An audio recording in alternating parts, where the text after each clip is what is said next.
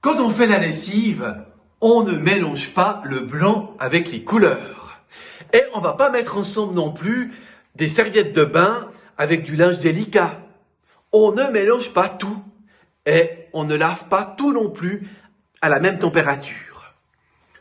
C'est un petit peu comme dans les évangiles et dans notre monde d'aujourd'hui, aussi d'ailleurs. Il y a des cases.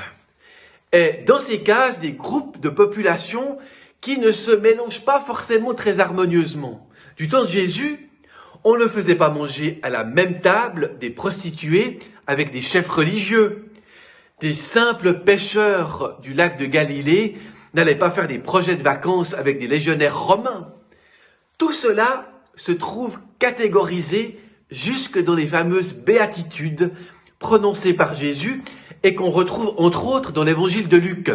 Vous savez, heureux les pauvres, malheur à vous qui êtes riches. Heureux, vous qui pleurez maintenant, malheur à vous qui riez. Les antonymes des béatitudes pourraient nous faire glisser résolument dans la caricature.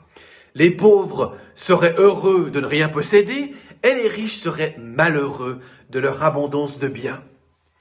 Mais tout cela ne serait-il pas un peu too much?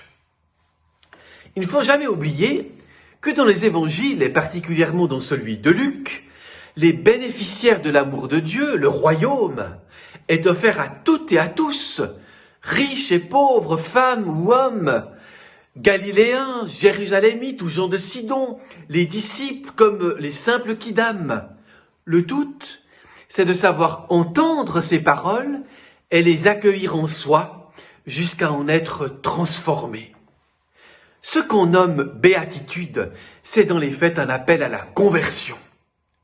L'attachement au Christ, plus qu'aux honneurs de ce monde, plus qu'aux biens matériels, cet attachement devient la véritable richesse et la plus belle des récompenses.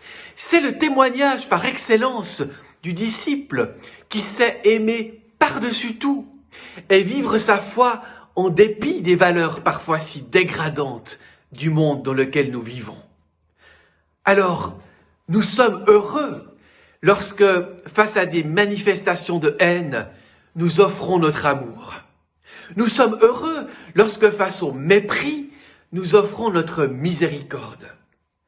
Nous sommes heureux lorsque, face à l'insulte, nous offrons notre bienveillance. Nous sommes heureux lorsque, face au ressentiment ou à l'esprit de vengeance, nous offrons notre pardon. À chaque fois que nous opposerons à des paroles ou à des gestes de haine, d'autres paroles ou d'autres gestes inspirés par l'amour, nous pourrons nous réjouir. Parce que ce n'est pas que sur la terre qu'il y aura de la joie, mais c'est le ciel tout entier qui en dansera d'allégresse.